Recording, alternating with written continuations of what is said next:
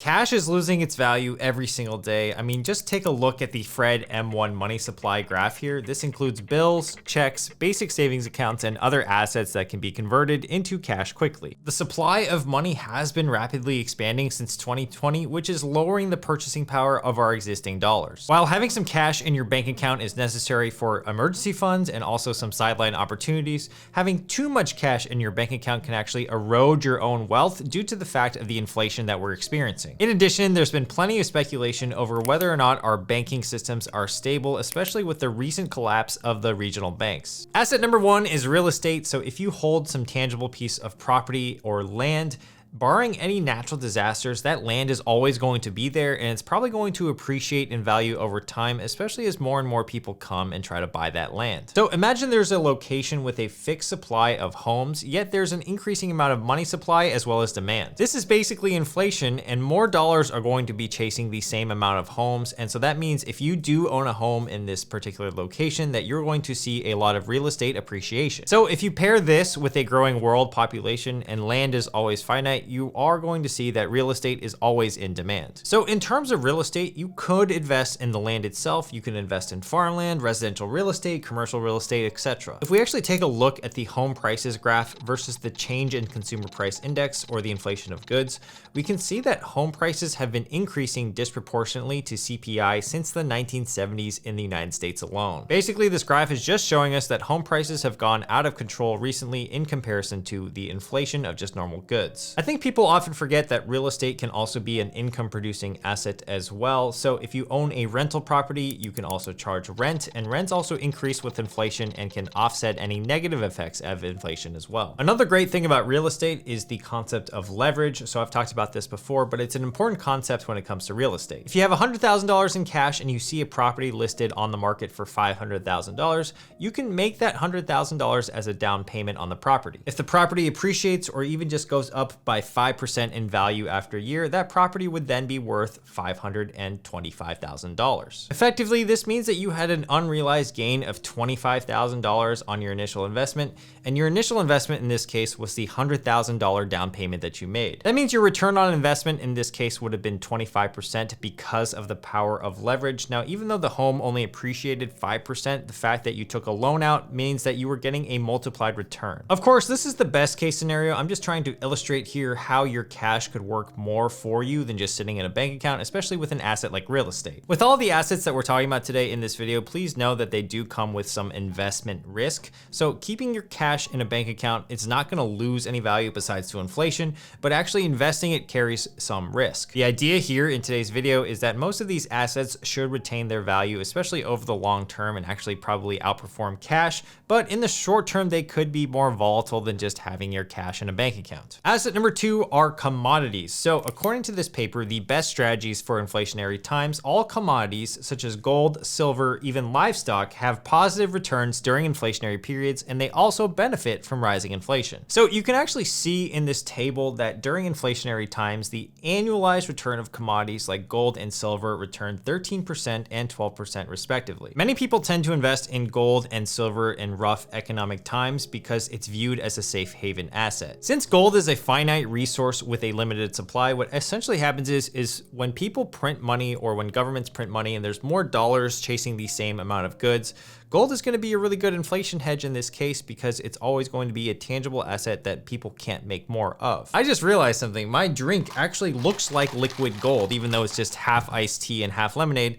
Now, this is not a finite resource. I can always make more of this, but I think a lot of doomsday conspiracists will try to flee to gold, especially because they think the whole fiat system is going to collapse and people can't make more gold, and thus that's why it's so popular. Now, from an investment standpoint, Warren Buffett is actually not a fan of gold. He's famously actually stated that, quote, "It's a lot better to have a goose that keeps laying eggs than a goose that just sits there and eats insurance and storage and a few things like that." So for him, he'd rather have dividend paying stocks like Apple or Coca-Cola, which would also appreciate as well and also generate him some income quarterly. Now, we can see that during non-inflationary times, gold and silver actually tend to underperform, even going into the negative at times. So gold and silver might be good to own during a tough tough economic time, especially because they could outperform cash in that short period of time. However, the longer that you look out, the more that stocks and actually real estate look a lot more appealing because they're just going to perform a lot better in the long run. I also really want to quickly talk about crypto. I think 99% of cryptocurrencies is particularly garbage. However, I think Bitcoin is the one that hedges against cash the most. I personally definitely got caught up in 2021 with the whole altcoin and cryptocurrency frenzy. And while I do acknowledge that some of the altcoins have really cool applications, I think that for the most part, if you are investing in cryptocurrency as a hedge against cash, what you really want to stick to is just the biggest two, so either Bitcoin or Ethereum. Bitcoin has a fixed supply and a liquid enough market, and I think as long as there's enough collective belief that Bitcoin will still be around in say 10 or 20 years, then it's going to be a pretty decent inflation hedge and a good cash hedge as well. Now, in terms of how much I believe that, I have about 3 to 5% of my portfolio in cryptocurrency, and of that 3 to 5%, it's split 80% into Bitcoin and 20% into Ethereum. Please note that investing in cryptocurrencies, especially Bitcoin, is about 5 times more volatile than the S&P 500. So if you are going to do that as a cash or an inflation hedge, just be reasonable. All right, asset number 3 is going to be stocks. Now, Warren Buffett earlier, he likes dividend paying companies. He likes to pick his own stocks and he tries to beat the market. Now, you can do that, but I think an easier method is just if you invest in an S&P 500 ETF or an index fund. That way you're buying a small percentage of the top 500 companies in the United States. If you were to buy the S&P 500 index fund, what you're essentially doing is by buying that one fund, you're splitting your money up among 500 different companies,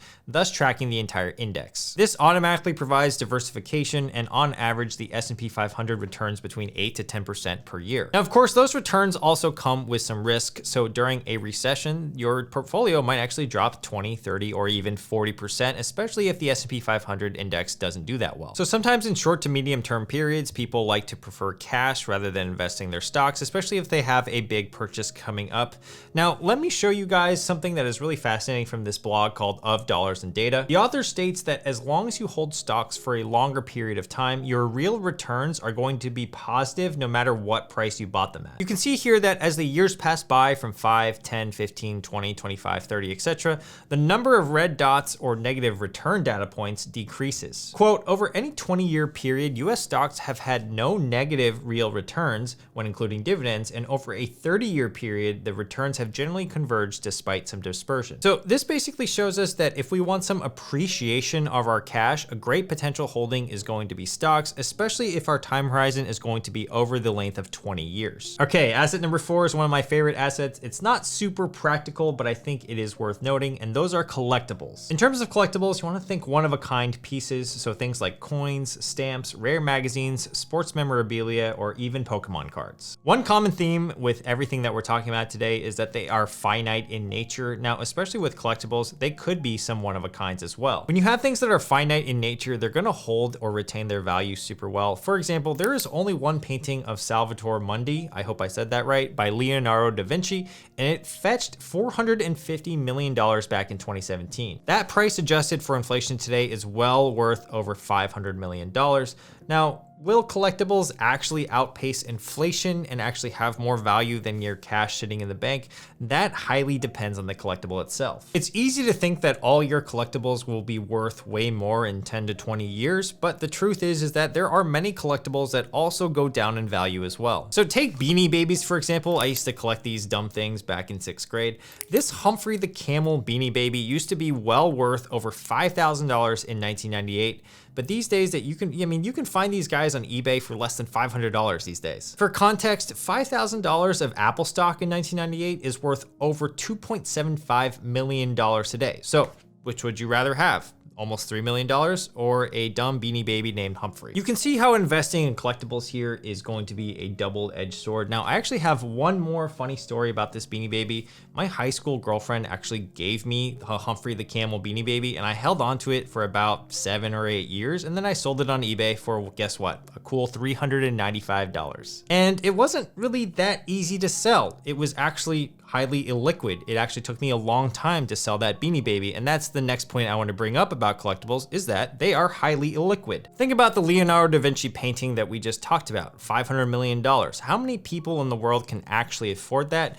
And if you wanted to sell it, could you get your cash the next day? Probably not. It also depends on how in vogue or how cool that collectible is at that time. So for example, if you were really into Beanie Babies in 1998, then boom, they were selling left and right. But as you can see, these days, they're not really that popular, and so therefore their value plummets. You need to have some specialized knowledge when it comes to collectibles, and you also have to have a really long-term time horizon. But if you do have both, you could actually see pretty high returns from the correct collectibles. I view them as a pretty high risk, high reward type of asset, but I really do think that their most powerful advantage is the fact that they are limited in supply. Asset number 5 is owning a business or owning a piece of a business. Businesses are great uses of cash since they produce revenue and cash flow, allowing you to take some money off the table from time to time, as well as the asset itself actually grows in value over time as well. Owning a small piece or whole piece or basically equity in the business could turn out to be a really big payoff later on if you're able to sell the company for a much larger price. The best part about owning a business is that you are the owner and you get to choose the price that you want to price your products at, and so you have a lot of pricing power, especially in difficult times with high inflation. In addition, some companies actually do a lot better during a down market. So let's actually take Coca-Cola, for example. They could increase the price of their soft drinks by 10 cents or even 25 cents a can, and you're still likely to buy it just because of how inelastic the demand is for that good. During tough economic times, it's unlikely that people forego buying Coca-Cola, but they might forego that fancy vacation, that luxury handbag, or even that new car. The value of businesses can also benefit from inflation. Just like in real estate, when there's more money chasing the same amount of assets, then those assets are going to probably benefit from that. Now, there are some notes I want to make about today's assets. If you don't feel comfortable investing in any of the 5 assets I listed today, that's totally fine. If you do have a bunch of cash sitting around, make sure you're at least getting 4% APY or even 4.2% APY by putting it in a high yield savings account. Right now, some of the banks paying a high enough interest rate right now are, for example, SoFi. Their high yield savings account is paying up to 4.20% APY. I'm gonna leave a link down below for that, but if you just Google any type of high yield savings account, you can find many different options. The main important thing to look for is that they are FDIC insured, which means they're usually guaranteed up to $250,000 in deposits, but many of these other banks will have up to $2 or even $5 million in FDIC coverage. The one exception where I would consider having more cash is if you are an entrepreneur. Sometimes as an entrepreneur, having that liquidity is going to serve you really well, especially if you have an opportunity. So back in 2017, I had my own e-commerce business selling posters. And when we started that business, I actually needed to put $10,000 up front. I also then needed another $10,000 just a few months later to complete the website and the business that we were creating. Now, had I had that $20,000 tied up somewhere, I wouldn't have had that opportunity. That business actually ended up bringing in over $400,000 in revenue in its first year and then $800,000 in revenue in its second year. And it gave me a bunch of confidence to do anything else that I wanted to do. So yeah, I think having some cash on the sidelines for opportunities is always going to be good. But if you aren't planning to use any cash for, let's say, 10 to 20 years, I have many people that write me and say that, then it should probably be at least generating you some type of interest and not just sitting at a big bank generating you nothing. Okay, I hope this video helps. Make sure to hit the like button and subscribe for more from me. I'm also going to leave a relevant video right here for you guys to check out after this video. I thank you for being here, and I'll see you guys in the next video. Peace.